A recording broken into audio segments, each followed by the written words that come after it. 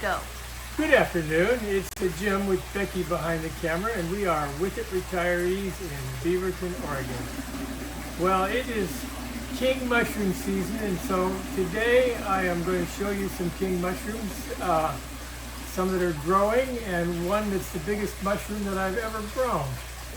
And then after that, I want to talk to you a little bit about utility knives and how you might use them in the greenhouse and stuff, and the best utility knife that you can get. Anyhow, let us start here with the mushrooms. In the last video, there was a block here, didn't have anything on it. It was this very block, and this king mushroom, I had a terrible time with that.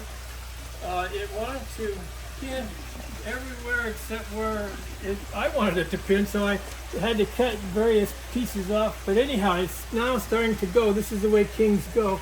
There's just 3 or 4 maybe, or even a couple that will get big. And these have got probably about a week and a half or 2 weeks to go.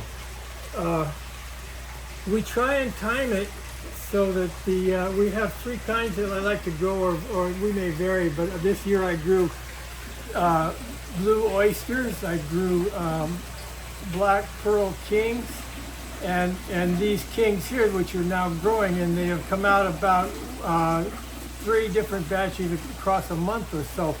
So we do that in the fall, and then about the end of January or so, I will start the process in the house about the middle of January, and we'll have another batch of 3 different mushrooms in the spring. And that, for me and for us, is about all you need. You know, if you're just a hobby guy, you don't need to grow mushrooms all year round, and you don't need to have a whole mess of them going all the time, because you know that you can only eat so many. And so anyhow, we try not to overdo it. If you keep it as a hobby, then it's the magic stays there. Anyhow, let's come back this way. This king mushroom is the biggest mushroom I ever grew. I'm sure a lot of people grow bigger ones, but I haven't. I think it's absolutely beautiful. Let me set it here.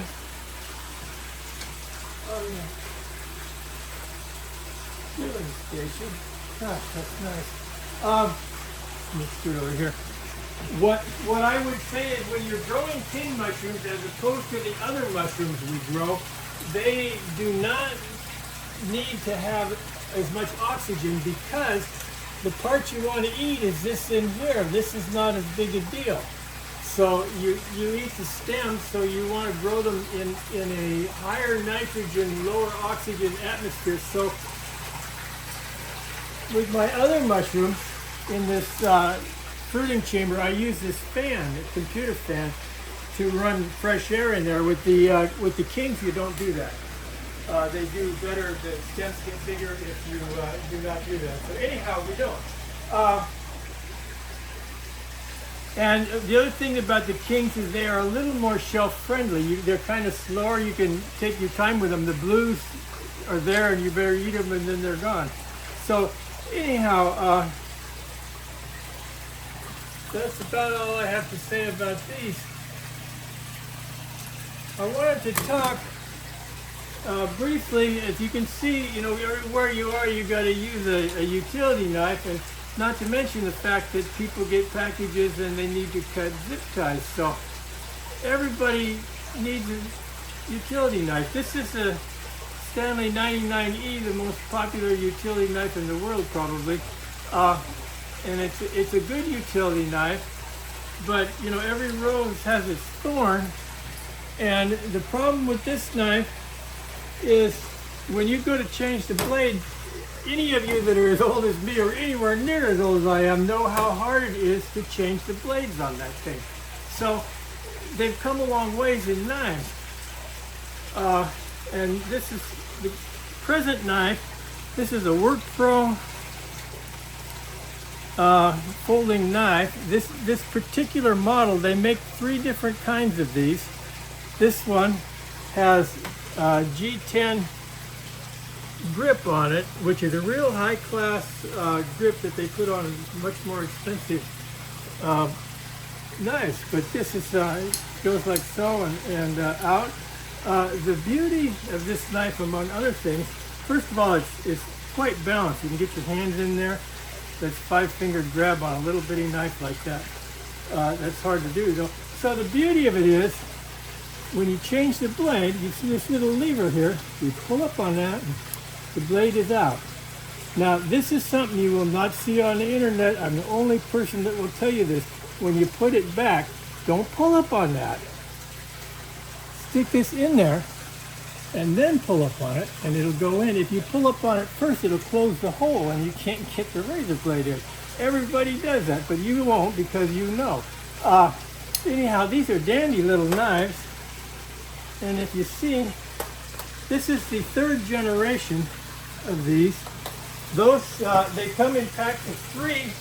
You can buy them today. I have no affiliation with these people. I just happen to look on the internet.